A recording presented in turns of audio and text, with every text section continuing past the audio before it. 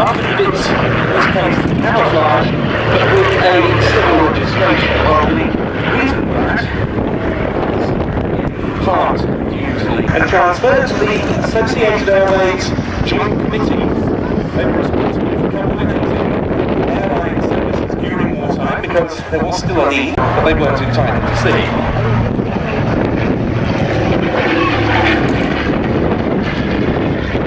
One of our objectives in this E-Day display was to, and into it, or out of it, an air transport auxiliary pilot and Duncan to crash the Supermarine Walrus rescue aircraft.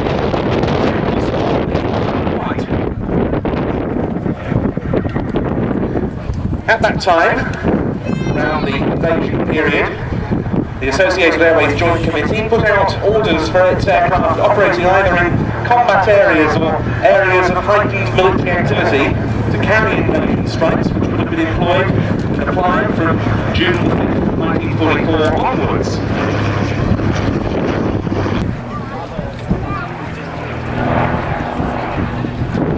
As you can see, the aircraft goes up.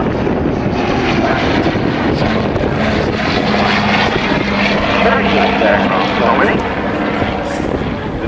serving during wartime, totals upwards of 500 for roles such as radio operator training for multi-engined aircraft, and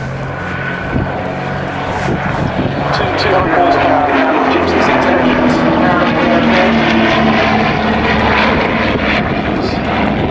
Very significant one for many.